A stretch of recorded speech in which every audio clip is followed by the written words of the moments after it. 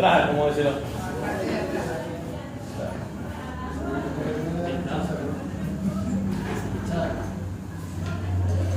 De todas formas le digo, ese traje así muy bonito con chaleco, con ese corte de pelo no va. ¿No va? Bueno, vamos a tener ese traje.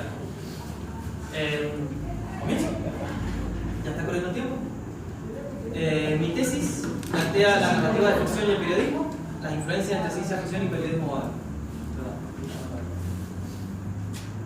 La tesis surge como una suerte de replantear cómo se está haciendo actualmente el periodismo, una crítica, una forma de hacerlo mejor. Yo creo que el periodismo actual está en decadencia desde hace mucho tiempo. Y bueno, mi tesis se propone como eso, como herramientas para el comunicador para mejorar la forma de trabajo. ¿Sí? Empecemos por ciencia ficción y prensa moderna, que son los dos tópicos generales que vamos a tratar. ¿Qué es la ciencia ficción? La ciencia ficción es un híbrido entre un cuento o novela y un artículo de divulgación científica o un artículo común y corriente. Un cuento, digamos, un cuento de ciencia ficción, una novela policial y, bueno, y el artículo que sería un modelo de información, un artículo periodístico o, por ejemplo, una crónica, ¿sí? Contextualizado en un tiempo dispar de su publicación, o sea que no depende, es víctima de la contextualización, no depende, por ejemplo, como las novelas de desigualdad rusa con Tolstoy o Dostoyevsky y la novela histórica, no dependen de la observación, son víctimas del contexto. Sin la revolución industrial no existe guerra. Ahí es lo que propone mi tesis.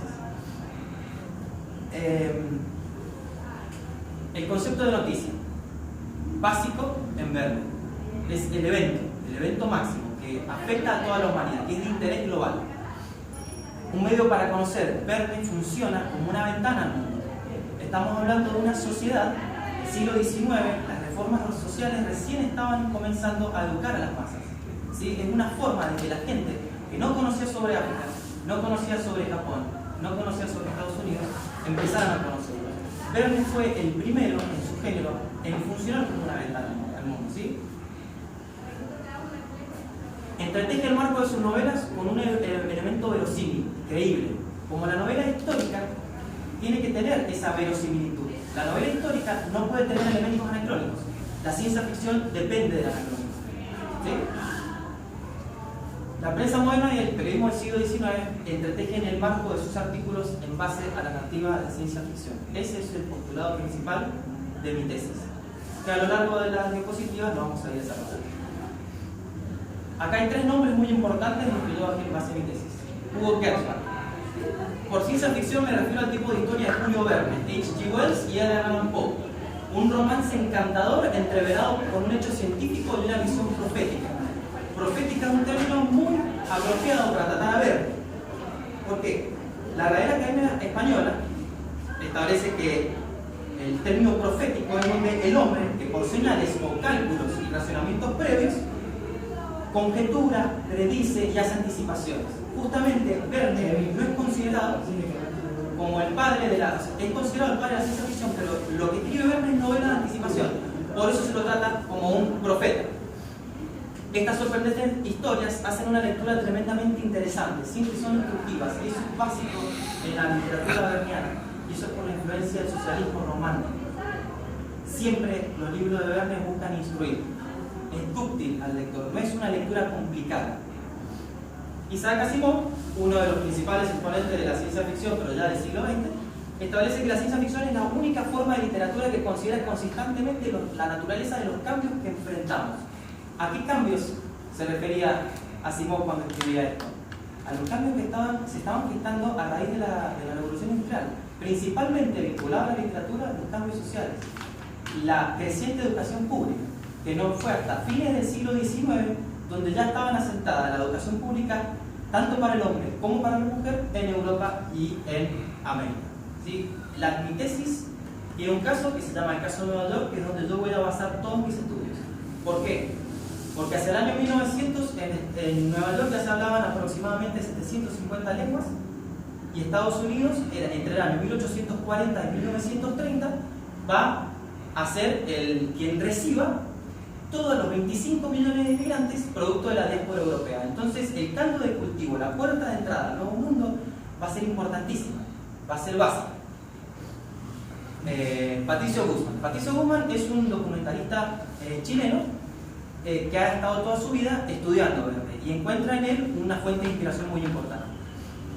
Y está extraída de un documental que se llama Monsieur Verne, que bueno, es un documental que a pesar de haber sido divulgado solamente en Francia, años después se pudo conseguir con traducciones, etc. Bueno, la gente leía Verne por la aventura, pero también para tener la impresión de viajar. A eso me refiero con Ventana al Mundo, porque nunca habían viajado, era motivo de lectura frecuente, como si una crónica se tratara. Una crónica, el modelo de información. Aquí reside el valor social de la literatura verniana. Acercó historias de los confines del mundo al público masivo antes que la televisión, el film y la prensa. Verne tenía más alcance que cualquier otro diario. Cualquier escrito de Verne tenía impacto en el momento. Era taquillero. Era lo más taquillero del siglo XIX. Por algo el siglo XIX es el siglo de oro de las novelas. Se desarrolla todo solo, ¿sí? Continuemos con prensa. ¿Por qué? Conforma aquello a lo que aspira toda editorial, alcance. Verne es la fórmula ideal para las nuevas casas de prensa para tener más llegada. ¿Qué pasa? Los cambios tecnológicos y mecánicos de la revolución industrial permitieron que, por ejemplo, los diarios tengan más llegada, había más gente educada, querían leer más. Entonces, vieron en Verne esta fórmula necesaria. ¿Para qué? Para tener más llegada, para tener más ingresos, básicamente, porque en casa de prensa estamos hablando del New York Times, del Daily Herald, etc. El alcance que vieron en Verne era motivo de redituabilidad. Por algo yo hago tanto énfasis en que el periodismo moderno se nutrió de la ciencia ficción, principalmente de la verniana. Esta noticia, el evento que afecta a toda la humanidad en los escritos de Verne, por ejemplo, el viaje a la luna, el descenso al lecho submarino, la vuelta al mundo, etc. Todas estas cosas, todos estos cuentos tienen un nivel descriptivo tan valioso que tiene valor documental. Entonces, a la hora de leerlos, esta gente recibía esta nueva información, esta nueva literatura, y en muchos casos Verne inspiró a que esta gente que lo leyera siguiera los mismos caminos o se inspirara en los protagonistas de Verne. ¿Cuál es la característica principal de los protagonistas de Verne? Son personajes abnegados al proceso de la humanidad. Es todo por la humanidad. El hombre no avanza solo, el hombre avanza como raza.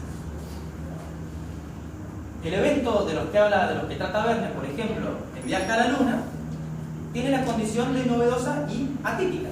¿Por qué? Porque nunca había sucedido. Nadie se pensaba con vivir en Marte, nadie se pensaba con viajar a la luna, nadie se pensaba que podría existir un submarino propulsado con energía que pudiera viajar por debajo de los polos. Personajes que se vieron inspirados por Verne, que no están en la diapositiva. Por ejemplo, que hasta 2 semanas era la persona que más tiempo había pasado en el espacio, Jean-Pierre Janier, que es un astronauta francés, que cuando viaja al espacio, no a la luna, al espacio, le permiten solamente llevar 1 kilo de efectos personales. Entre estas cosas elige Las 1001 noches y la novela de la Tierra a la Luna. En una de las entrevistas de Jean-Pierre, él establece que si no fuera por el escrito de la Tierra a la Luna, él no habría sido astronauta. Hasta hace 2 semanas era la persona que más tiempo había pasado en el espacio. Ahora es el ruso. Un ruso nuevo que bueno, habrá que ver si leyó a Julio Verne. Quizás leyó otro. Otro más, Konstantin Tsiolkovsky, es el padre de la cosmonáutica rusa. En una entrevista con Konstantin, él establece que al leer el nivel descriptivo, el nivel de precisión y el desglose lógico que tenía Verne a la hora de explicar si era posible o no llegar a la luna, para él funcionaba de inspiración. Entonces, no solamente él, Bernard Pitrart con el Breitling Orbiter, que es el único globo que logra dar la vuelta al mundo. Igual ahí se mezclan 2 cuentos. Está la vuelta al mundo en globo, que hacen, en realidad se va desde Europa hasta Egipto, y el Breitling Orbiter lo que hace es tomar este elemento, el globo, y dar la vuelta al mundo. La vuelta al mundo en 80 días. ¿Sí? Mezclan 2, porque la vuelta al mundo de Verne no se hace en globo, se hace en barco, en tren, a caballo, en elefante, etc. Mezclan estos 2 cuentos y logran una proeza que hasta el día de hoy no ha sido superada. La prensa moderna y el periodismo del siglo XIX entretejen el marco de sus artículos en base a la narrativa de ciencia ficción. Esto yo creo que lo puse en anterior.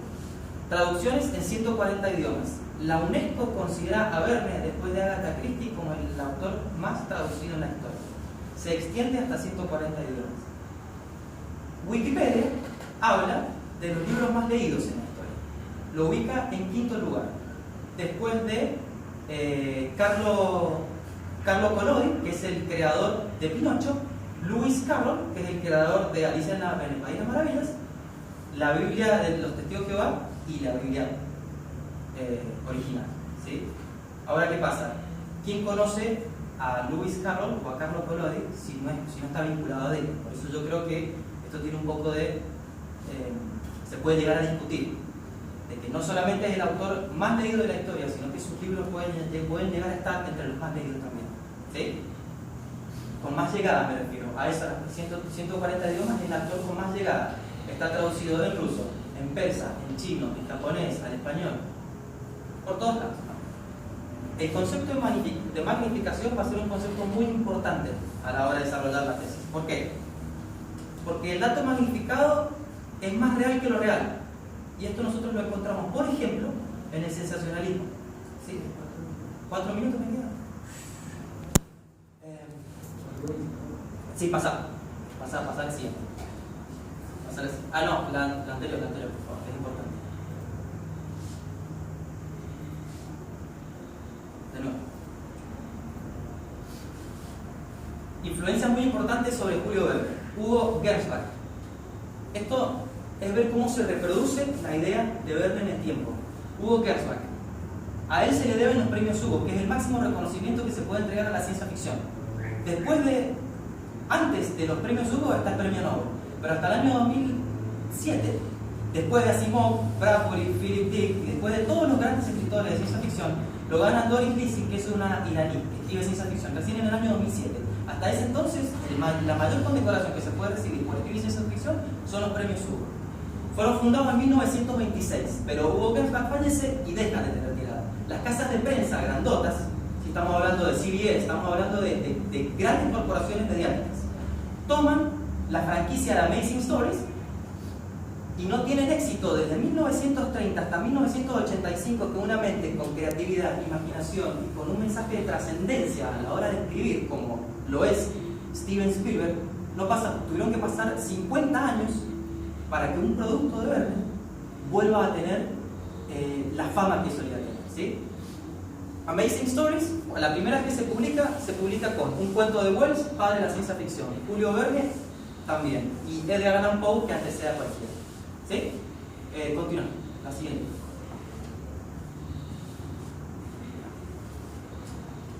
Los contextos. Habíamos dicho que Julio Verne es víctima del contexto, es víctima de la revolución industrial. Sin la revolución industrial no existe Verne, pero hay otras cosas. Aparte de la revolución industrial, estábamos que el positivismo estaba en su auge con Auguste Comte, una filosofía de la edad de Saint-Simon. El socialismo romántico establece que, Pierre-Jules Hetzel es el editor de Verne, ¿sí? Alexandre Dumas es el mentor literario. Con el socialismo romántico de Saint-Simon había que formar al hombre del mañana. El hombre requiere significado con la humanidad. Hay un propósito pedagógico, hay un propósito de instrucción a la hora de escribir. Por algo es tan importante la lectura de Verne, porque se trata de hacer escribir, se trata de explicar. No es como Saramago, como Borges o como Jung, que si lo entendés está bien y si no lo entendés tampoco no hay un intento del autor a explicarse las cosas se dicen y listo.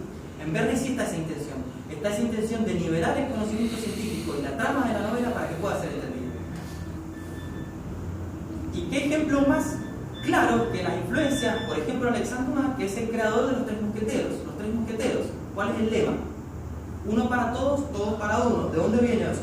¿De dónde viene ese mensaje? Unus pro omnibus, omnes pro uno. Es el lema de la bandera de Suiza. Es un lema positivista, unión nacional y progreso, no en la individualidad, sino el hombre como raza, ¿sí? Por eso yo creo que es tan útil utilizar los recursos de la ciencia ficción y de la literatura en general a la hora de escribir, porque si no pasamos a ser estos reproductores como lo es la prensa.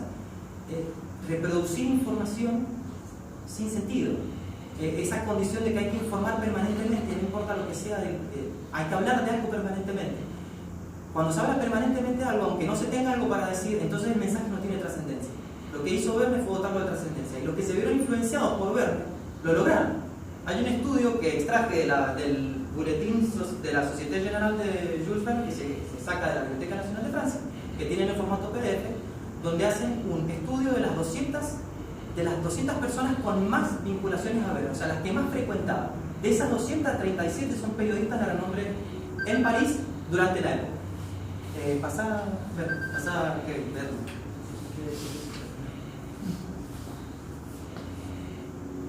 ¿Por qué está compuesta la ciencia ficción? Ahora vamos a pasar a lo que es la estructura. Por el elemento anacrónico y por la verosimilitud científica. ¿Por qué se utilizan estos recursos? Para alejar de la fantasía pura y adentrarse en el campo de la ciencia. Dejar de escribir con una explicación y escribir con verosimilitud, con información fidedigna y con una explicación, razonamientos lógicos. No tomar al lector como un tonto, darle explicaciones, introducirlo en el tema. ¿Sí? Vamos a colgar dos conceptos importantes que los vamos a desarrollar después, que es de verosimilitud científica y que gracias a la tecnología el ojo de la noticia se enfoca en el mundo. Por eso es víctima del contexto, por la tecnología. Las figuras más representativas que utilizamos en la tesis son los autores citados a continuación, y esos fueron los libros que leímos. En la tesis se extrajo París en el siglo XIX. ¿Por qué? Porque pertenece a una segunda etapa de la literatura verniana. Una etapa donde este libro lo escribe en 1880, luego, 2 años después de que su primo lo intentara asesinar. Y años después, durante la guerra franco-prusiana. Por eso digo que Verne es víctima del contexto y no de la observación. Porque él, en cuanto descubre que su hijo era un drogadicto, el primo lo intenta asesinar, pierde parientes en la guerra franco-prusiana, él empieza a tener cierto desdén por la vida, sus protagonistas ya no están apegados al progreso de la humanidad, él empieza a hacer una literatura crítica. Por algo París en el siglo XIX, su editor Hetzel le dice: no lo puedes publicar porque tu carrera se viene abajo. Entonces lo encierra en una de sus mansiones de París, y ese manuscrito lo encuentra su nieto en 1994. Al leerlo nos encontramos con un valiosísimo documento de anticipación de lo que serían las sociedades parisinas de 1960. Continuamos con que gracias a la tecnología el ojo de la noticia se enfoca en el mundo. Eso todavía no lo vamos a abordar, pero ahora en la próxima diapositiva. La revolución industrial. Conjunto de innovaciones técnicas. ¿Dónde nace la revolución industrial? La enciclopedia británica dice que nace en Inglaterra con la industria textil. Ahora, la Biblioteca Nacional de Francia dice que nace en Francia con la industria del vidrio. Nace en los dos lados, tanto en Francia como en Italia. Nace en Europa la revolución. Sus efectos se extienden a las ciencias, al arte y a la sociedad en general. La situación de trabajo del hombre, la máquina no reemplaza al hombre. ¿Sí? Al el hombre ser reemplazado y el nivel de vida al comenzar a elevarse, entonces el hombre puede empezar a tener otro tipo de intereses, más que estar labrando el campo. Por ejemplo, leer. Uno de nuestros análisis que hicimos dentro del caso de Nueva York es que el 70% de la lectura, del volumen de libros que se saca de las bibliotecas y librerías de Nueva York, el 70% está representado por ciencia ficción. Los 250 libros más pedidos de 1880, 17 libros del top 30 pertenecían a Verne y otros 13 a Alexandre Dumas. Ahí vemos el peso que tiene Verne sobre la literatura y sobre su tiempo y el tiempo por venir. Florecimiento artístico, ¿por qué? Porque es el siglo de oro de la novela. Estamos hablando que en un mismo siglo está Alexandre Dumas, está Edgar Allan Poe, Verne, H.G. Wells, Mary Shelley. Son grandes cabezas y como cuerpos, o sea, mentes fundadoras de lo que sería un género gigantesco, como la ciencia ficción. El hierro va a erguir las sociedades sobre las que vamos a vivir. El petróleo las dota de movimiento. El carbón nos dio energía. Con la energía tuvimos electricidad. Y el papel. ¿Cuál es el encargo del papel? El papel tuvo el encargo más noble. ¿Por qué? Porque registró los bocetos e ideas de todos los cambios que vamos a vivir en el siglo XX.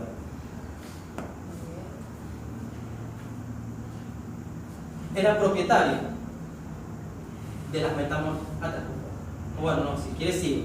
Y le doy más rápido, dale, cambia, no importa. No importa. Démosle. Ya desarrollamos el concepto de por qué la tecnología es tan importante en el contexto. Dejamos aún colgado el tema de la verosimilitud científica, que lo vamos a andar en el próximo. Esta es una muy linda frase que extraje de La mano izquierda de la oscuridad de Ursula Le Guin, que es una de las grandes escritoras de las dimensiones de Asimov, pero que aún sigue viva. Dice: los cambios que hagas ahora facilitan los cambios futuros. Hasta que sucedió la revolución industrial, la gente no era... Perdón, esta es de Asimov, no es de Ursula Le Guin, es de Asimov. Los cambios que hagas ahora facilitan los cambios futuros. Hasta que sucedió la revolución industrial, la gente no era consciente del cambio del futuro. Asumían que el futuro sería exactamente a lo que siempre ha sido, solo que con distinta gente. Como decían los eclesiastas, no hay nada nuevo bajo el sol. Solo fue con la llegada de la revolución industrial, donde la frecuencia de cambio se hizo lo suficientemente rápida para ser visible en una vida, la gente tomó conciencia de que sus vidas podían cambiar en poco tiempo.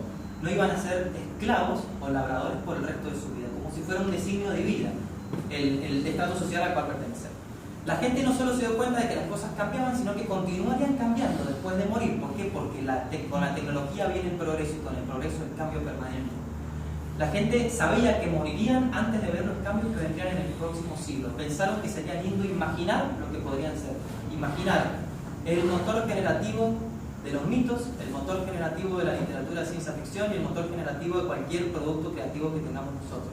La imaginación es absolutamente importante dentro de nuestra tesis. Esa frase es de Ursula Le Guin, sacada de La mano izquierda de la seguridad, de la oscuridad. Escribiré mi informe como si contara una historia, pues me enseñaron siendo niño que la verdad nace de la imaginación. ¿Por qué? Porque, como dice Platón, la gente no se inquieta en lo más mínimo por decir la verdad, sino por persuadir. Y la persuasión depende de la verosimilitud. Uno de los componentes de la ciencia ficción, la verosimilitud. ¿Cómo se logra la verdad? Convenciendo. Por más de que se tengan los fundamentos que sean. ¿Quién es el padre de la verosimilitud? Edgar Allan Poe. ¿Qué libro utilizamos? Descenso al Maelstrom. ¿Por qué? Porque, por ejemplo, él fue navío, a pesar de que tuvo una vida corta, fue navío y tenía muchos conocimientos de navegación. Hay ciertos extractos donde él habla con una precisión y una dación de datos tan minuciosa que uno logra entender perfectamente conceptos básicos o conceptos complejos de lo que es la navegación, pero dicho para que yo lo entienda, que yo no sé nada de navegación. Por eso consideramos como un factor muy importante a ver. Es un factor fundacional. Hay gente que discute que él es el padre de la ciencia ficción, pero yo no, porque si no, no tengo tesis.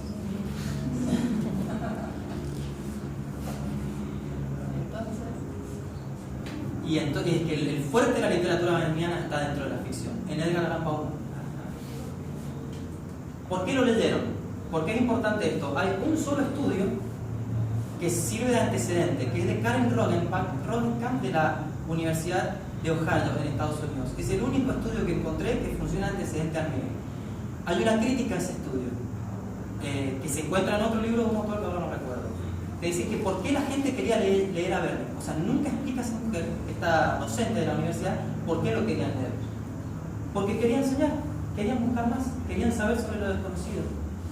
La gente ya no tenía que preocuparse por estar estirando una oveja, o no todo, por supuesto, no vamos a generalizar, no vamos a totalizar los conceptos, ¿sí? Se querían preguntar sobre lo desconocido, y esto nos lleva a la frase de Patricio Guzmán, que él le trajo esas historias a la gente antes que el film, antes que los diarios, antes que la prensa, antes que la radio, antes que cualquiera. Las novelas, ahora, esto es muy importante en Verne. Él creía que el periodismo era el futuro. La novela iba a perder su razón de ser, porque él encontraba en sus periodistas, según el estudio que hice yo sobre la gente que lo rodeaba, él encontraba en los 40 periodistas que él frecuentaba información muy bien. Él encontraba que ellos escribían muy bien, pero porque se habían influenciado por Verne. El resto del periodismo no cumple la misma regla. Las novelas no son ya necesarias, incluso ahora su valor y su interés están en descenso. Equivocado, en el siglo XIX la novela de ciencia ficción va a resurgir feroz frente a los cambios de las sociedades, va a ser la crítica más fuerte que tengan las sociedades, sea con un mundo feliz, con la sangre fría o con el gobierno de un gran hermano. Esas son auténticas críticas, esos son auténticos artículos periodísticos, porque tienen trascendencia. Los puedo leer hoy, los puedo leer hace 30 años y los puedo leer en 50, y va a quedar un concepto que trasciende. ¿Por qué? Porque son mentes letradas, son mentes estudiadas, son mentes que buscan trascender, que tienen imaginación. Que es lo que yo veo que carece tanto actualmente en el periodismo, la imaginación, tener cabeza para escribir, y que el mensaje no pase a ser que pase a ser prescindible, o sea, que pierda su razón de ser a los 3 días de ser publicado. No tiene trascendencia el mensaje actual. ¿A qué se debe esto? ¿A qué se debe, perdón? Esto, lo del periodismo que vos estás diciendo. Y yo creo que a la premisa de informar permanentemente. Yo creo que eso, la necesidad, no siempre hay algo para decir. Nos dicen que, nos hablan de que hoy asesinaron a una chica, hubo un choque, se murieron 15 personas, como si fuera algo que tuviéramos que saber. Relacionado con la falta de capacitación de una mediocridad que va en Pero eso, constante crecimiento. por supuesto. Y eso también cae en cada uno. No sé, que eso también es un problema editorial del diario que deja entrar a cualquiera. ¿Por qué? Para rellenar tiempo como si hubiera que apilar ladrillos. Son las 12 de la noche, necesitamos algo. ¿Qué pasó? Hubo un choque en Costanera. Bueno, ponemos el choque. Y ahí entra la magnificación, el sensacionalismo. ¿Cómo hacemos para que a mí me interese un choque? Lo ficcionamos. Hacemos una persuasión de la información. Utilizamos el modelo de información con un modelo de cuento. Ficcionalizamos un hecho completamente normal para que sea atractivo a la gente, o para que sea sensible, para que emocione. Pero nos falta tiempo para hacer todo eso. Sí, por supuesto. Falta. Sí, por supuesto, pero todo para o sea, por eso yo digo que no hay que informar permanentemente. Hay que informar cuando corresponde informar. El caso que yo analicé sobre esta cuarentena, porque lo podemos pasar si quieren, lo podemos pasar. El caso Apolo 11. Yo analicé la reproducción de los escritos de Verne en la prensa del siglo XX, ¿sí? Pero solamente vamos a tratar el tema de Apolo 11 porque es el más rico en relación con los escritos de Verne. Cifra, esto lo dijo Barbicane, que es uno de los personajes principales de La Tierra a la Luna, el escrito de Verne.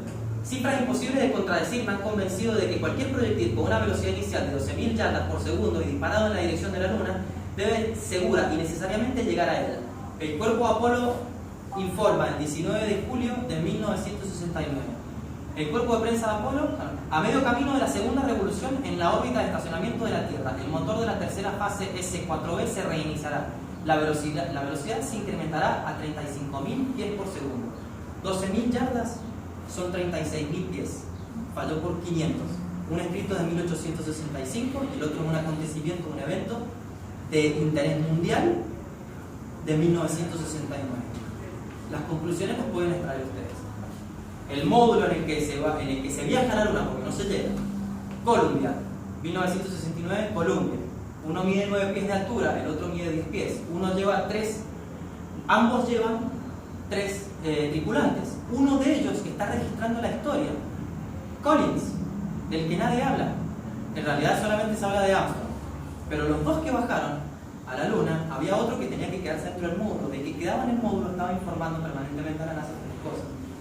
¿Quién toma Nichot, un francés? ¿Quién toma este rol? Como que se repiten los roles, se repiten los nombres, se repiten la teoría, se repite todo. ¿Quién hizo el estudio? Recordemos que esto no lo dije. Verne pasaba de 6 de la mañana a 12 del mediodía en la Biblioteca Nacional de Francia haciendo research, ¿sí? Haciendo revisionismo. Leía diarios de todo el mundo y también leía libros de ciencia. Cada escrito que presentaba él estaba revisado por expertos. Verne no viene de un pueblo cualquiera, viene de una familia burguesía acomodada, ¿sí? Una familia muy adinerada, desde nacimiento. Él hace un estudio que si se tuviera que ir a la Luna, se tendría que hacer desde Estados Unidos, porque él encontraba en Estados Unidos un país que estaba en florecimiento, un país que podría llegar a intentar eso, trascender en la historia, ser más. ¿Me pasa? ¿Podemos ir atrás, por favor? Esto lo dice Armstrong 5 minutos antes de bajar un día después de haber pisado la Luna. Dice: buen día, habla el comandante de Apolo 11. Hace 100 años Julio Verne escribió un libro sobre el viaje a la Luna. Su nave Columbia despegó de Florida y aterrizó en el Océano Pacífico después de completar el viaje a la Luna. Parecería apropiado para nosotros compartir con ustedes algunas reflexiones de la tripulación mientras el Columbia moderno completa mañana su reunión con el planeta Tierra y el mismo Océano Pacífico. Los estudios de despegue de Florida y de amenizaje en el Océano Pacífico lo hizo Verne, no la NASA.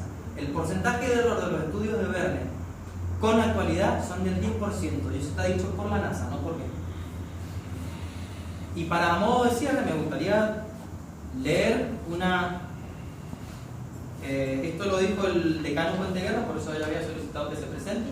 Lo dijo en la ceremonia de entrega del diploma de doctor honoris causa del señor Saúl Sonovsky, el 14 de agosto.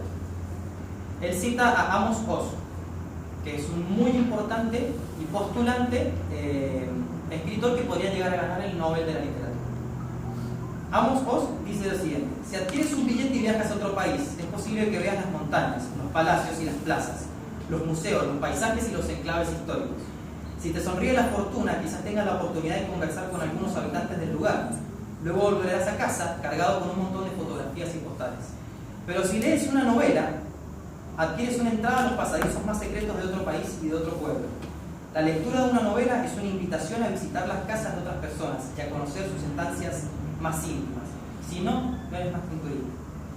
Como lector, cuando lees una novela de otro país, se te invita a pasar al salón de otras personas, al cuarto de los niños, al despacho e incluso al dormitorio. Se te invita a entrar en sus penas secretas, en sus alegrías familiares y en sus sueños. Y por eso creo en la literatura como puente entre los pueblos. Creo que la curiosidad tiene, de hecho, una dimensión oral. A mi tesis, acá Amos Oz dice que la literatura es un puente entre pueblos. Yo la literatura la propongo, sobre todo a la ciencia ficción, como motor de cambio social, como todos los cambios que produjo él en sus libros. Y esto es lo último, que en realidad es toda información de último momento, que es la última edición de la National Geographic, de cómo la historia se repite, como si estuviéramos hablando de Bohr, la singularidad del tiempo. Dice que esto es una guerra a la ciencia. ¿Qué buscaba Verne? Que la gente se haga amiga de la ciencia, porque con la ciencia estaba el progreso, con la ciencia se podía hacer más. Y en esta portada, justamente, que es la primera vez que sucede, la National Geographic siempre nunca tomó una postura determinista. Nunca tomó una postura determinista. Es la primera vez que la National Geographic, que es la principal revista de divulgación científica en el mundo, toma una postura. Declara una guerra a la ciencia, ¿sí? Pero una guerra en defensa de la ciencia.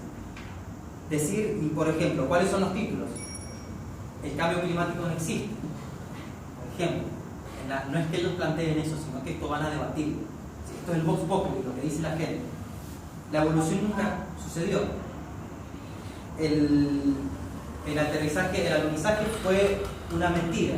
Todas estas cosas las trata la National Geographic por primera vez una semana antes de que yo presente mi tesis. Y con eso, bueno, ahí yo ya puedo cerrar.